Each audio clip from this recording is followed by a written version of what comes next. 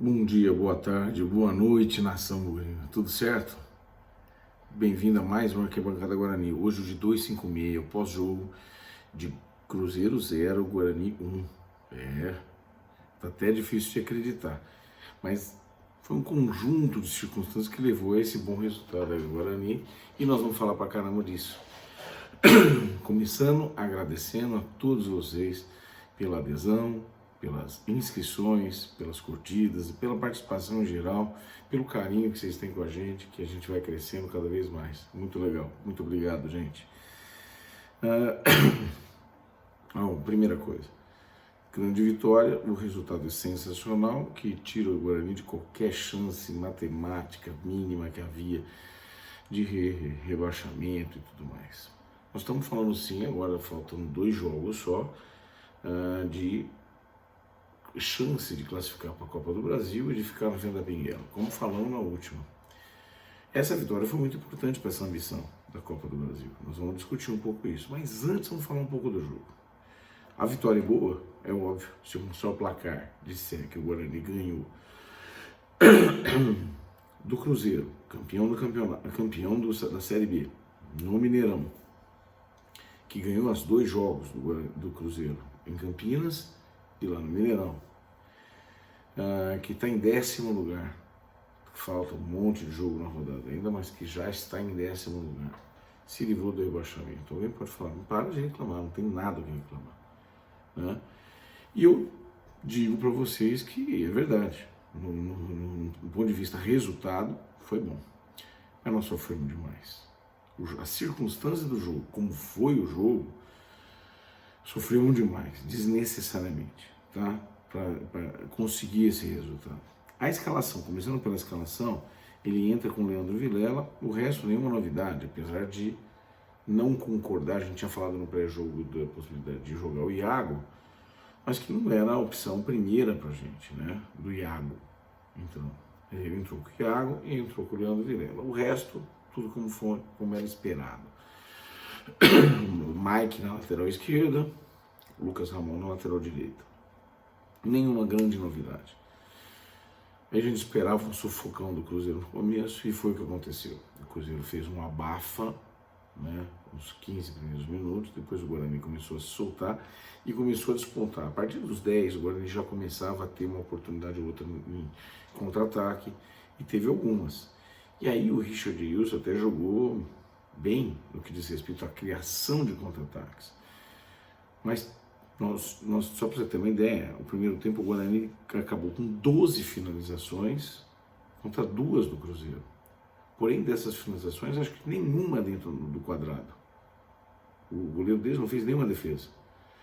Algumas boas chances, algumas possibilidades que a gente falava se podia ter sido gol, mas nós não concretizamos nada no primeiro tempo. Tivemos mais volume e tudo mais. Roubamos muita bola e devolvíamos em seguida. Eu contei pelo menos 6 vezes onde nós roubamos a bola e devolvimos em seguida. Roubamos a bola e devolvimos em seguida. O Leandro Vilela, com a performance dele de rotineira, na minha opinião, muito ruim, né?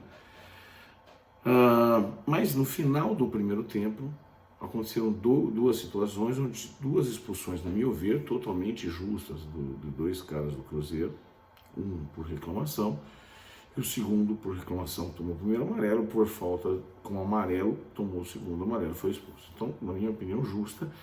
E aí, o jogo ficou bom para o Guarani, porque o Guarani estava com 0-0, já em si via melhor, com o contra-ataque a seu favor, e agora tinha 2 jogadores a mais.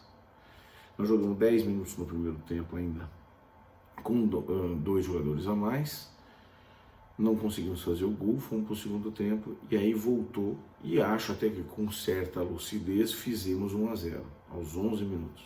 Né? Uma boa jogada, gol do Isaac, 1-0. Mas até aí nada mais do que a obrigação. Só que era incrível que apesar de ter 9 jogadores, em muitos momentos o Cruzeiro ofereceu ainda perigo pra gente.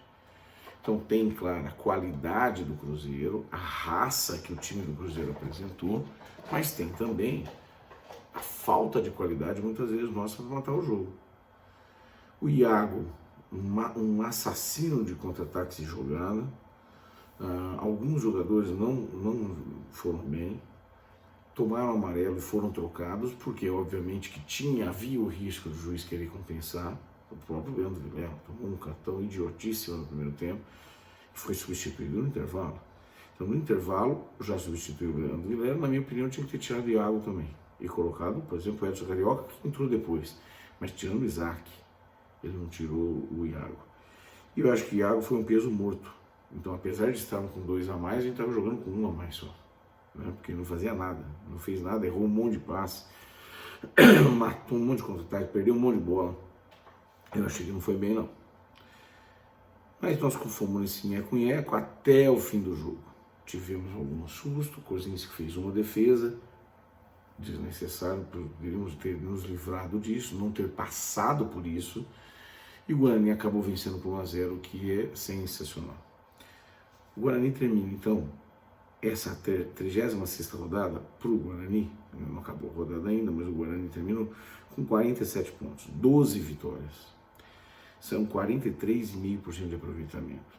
A campanha começa a chegar próximo de um nível de civilização, pena que no final do campeonato temos um segundo turno muito bom. Gols pró 31, gols contra 35. Então nós fizemos 31 gols em 36 jogos. Ainda um ataque muito deficiente no campeonato em geral, principalmente fruto das 15 primeiras rodadas nossas. O Mozart fez os últimos 21 jogos. Nesses 21 jogos, das 12 vitórias que o Guarani teve, 10 foram com o Mozart. Então, em 21 jogos, ele tem 34 pontos. Isso é um aproveitamento de 54%. Se a gente fizer, e aí é só uma brincadeira do si, né? Se a gente fizesse esse aproveitamento ao longo de todo o campeonato, a gente terminaria com 62 pontos, subiríamos para a Série A. Ah, mas será que ele faria se tivesse feito isso? Nunca vamos saber. O time não era o mesmo, não teríamos o mesmo drive, mas o fato é, a conta é essa. Não caímos mais, o Mozart se reforça como uma possibilidade para o ano que vem, e eu vou deixar para próximos programas para a gente discutir, fica ou não fica, não é? Claro que pode ser, claro que é um pouco natural. Ele vai sofrer alguns assédios. Tivemos essa semana uma notícia que o Jamerson foi comprado 50% dele, então o Guarani vai exercer o direito de ficar com o Jamerson, e o Guarani começa a se movimentar e preparar para o ano que vem. E a partir de agora é isso. Mas aí, desculpe, ainda temos a briga pela Copa do Brasil, que tornou-se mais real. Com 47 pontos, nós ficamos com 2 posições diferentes, de diferença para o Criciúma. Então nós somos o 10º, o Criciúma é o 7º, então tem o 7º, 8º, 9º e nós. O ideal seria a gente subir mais algumas posições ou diminuir essa distância, essa é a conta, né? Nessa rodada a gente deve diminuir ainda mais. Por quê? Minha opinião, obviamente, o Criciúma joga no Rio de Janeiro com o Vasco precisando ganhar, vitória obrigatória do Vasco. Então é possível sim que o Guarani consiga chegar nessa rodada, mas temos que chegar na última rodada próxima do Criciúma. Essa é uma maneira. E aí eu agradeço de novo a todo mundo que compartilhou, porque claro que tem algumas, a conta é muito complicada. Então o Guarani pode ir para a Copa do Brasil via ranking nacional dos clubes ou através do campeonato, da vaga do Campeonato Paulista, do regional. O Guarani só vai para a Libertadores, para a Copa do Brasil, se o São Paulo for para a Libertadores, porque daí abre uma vaga via estadual. Como ele já não foi na Sul-Americana, o São Paulo pode classificar para a Libertadores? Pode. Estava olhando a chance, tem 6 a 7% de chance de classificar para a Libertadores. Se isso acontecer, o Guarani vai direto para a Copa do Brasil, independente do ranking. Pelo ranking são 2 possibilidades, ou via a Série B, fazendo isso que eu acabei de explicar, se aproximando do Criciúma, ou ainda através, se eu não me engano, do Fortaleza. Então, se o Fortaleza for para a Libertadores, abre uma vaga ele não precisa ir via ranking, se eu não estou enganado, e aí o Guarani iria via ranking de novo, independente da posição do Criciúma. Então tem alguma chance, eu diria para você que o Guarani tem uns 20, 25% de chance de chegar. Agora nós temos 2 jogos, um fora de casa e um dentro de casa. Nós vamos jogar contra o Bahia, praticamente subido, vamos esperar acabar a rodada para ver se isso se confirma, e vamos pegar também o Criciúma, provavelmente fora do risco de rebaixamento na última rodada.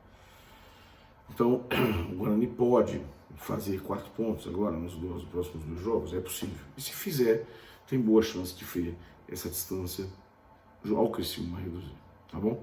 Foi muito bom, foi muito bom. Agora nós temos alguns jogadores que nós temos que fazer uma limpa.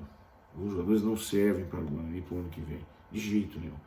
Nós vamos falar muito disso mais para frente, quando a gente começar a ver as possibilidades. Mas Iago tem a mínima condição. Edson Carioca não tem condição de jogar no Guarani. Mike tem que ver mais, mas achei fraco. O Eliel é melhor que ele, o Eliel deve voltar já no início do ano. Talvez a gente precise de zagueiros. Não acho os nossos ruins. João Vitor foi muito bem, temos que ver a situação contratual de muitos. O Chamerson fica, será que não vai ser contratado? O Bidu volta, vai ser negociado? Tem um monte de coisa que pode acontecer, né? E vamos falar bastante disso nas próximas rodadas, nos próximos pré-jogos e pós-jogos. Temos mais 2 pré-jogos e 2 pós-jogos, até terminar o campeonato, e depois nos programas que a gente for fazer da intertemporada, esperando que o ano que vem seja um pouco melhor. Mas a prova de que o Guarani não tem um time forte hoje, mesmo com os reforços, mesmo com a boa campanha agora, né, momentânea, foi a dificuldade que nós tivemos de ganhar de um time que, apesar de ser campeão, apesar de estar absolutamente classificado para a Série A e, portanto, mais relaxado, tinha 2 jogadores a menos durante 60 minutos praticamente. E nós não conseguimos fazer mais do que um gol. Tivemos muita dificuldade, sofremos o risco de tomar um. Demonstra a insegurança e um pouco a falta de qualidade do conjunto em geral desse time. Tá bom? Águas passadas, vamos discutir mais um detalhe para frente. Grande abraço para vocês, até mais e muito obrigado. Um abraço, tchau.